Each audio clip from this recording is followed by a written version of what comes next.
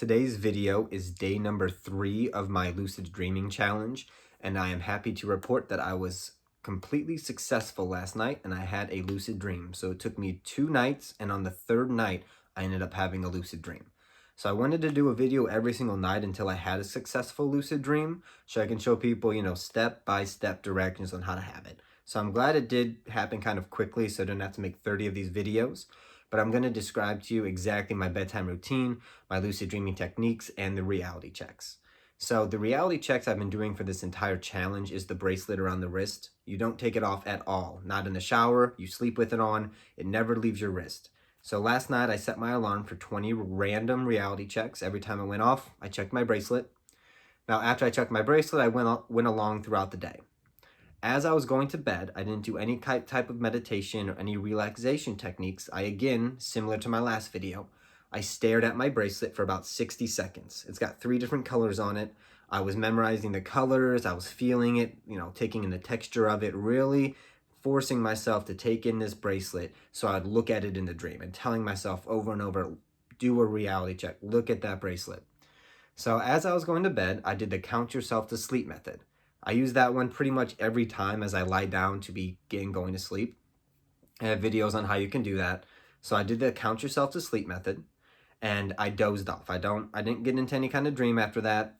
Now, similar to my last video I made, it's important to know where you're going to go in a lucid, it's important to know what technique you're going to go with when trying to lucid dream.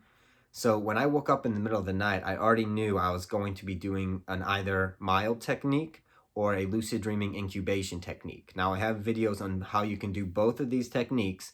If you want to go check them out, they're on my channel, so I'm not going to describe them here. But I had in my head, I was going to do either one. So if I woke up from a dream that I remembered very vividly, I was going to do the mild technique. If I woke up, I didn't really remember the dream, I was going to try to imprint my own version of what I wanted to kind of experience. So I decided to not set my alarm. Some people do, some people don't. I woke up naturally in the middle of the night. I did not remember my dream, so I decided to do the lucid dreaming incubation technique the exact same way I did it in my last video. I was imagining a park or the woods, some wooded area. I was imagining the breeze coming, the birds out there, the sounds, the specific colors, in as much detail as I possibly could. After I was imagining all this, I was seeing it, through the blackness of my eyes.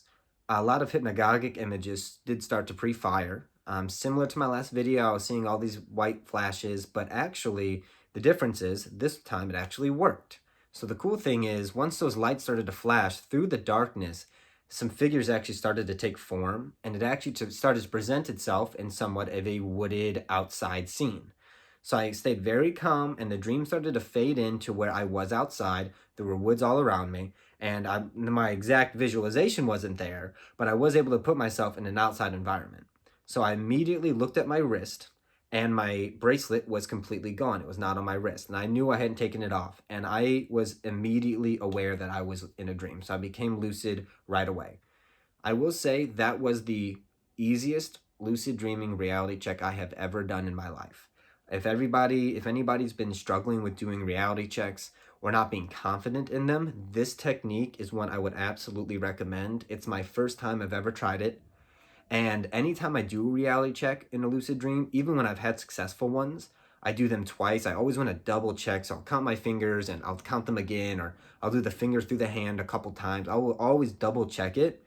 I didn't have to double check my wrist because there was something that I immediately knew. I haven't taken this thing off for a few days.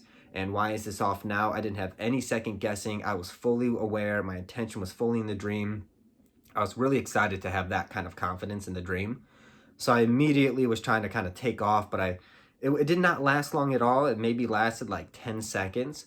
But the whole goal of this challenge was to have a successful lucid dream. So again, I want to prolong my next lucid dream, but this one wasn't too eventful, but I absolutely gained awareness. I did try to kind of take off, but I only was like hovering for a few feet, then I'd come back down. It wasn't really anything eventful, but it was still exciting to gain complete awareness in the dream and to see that this reality check was very easy to do.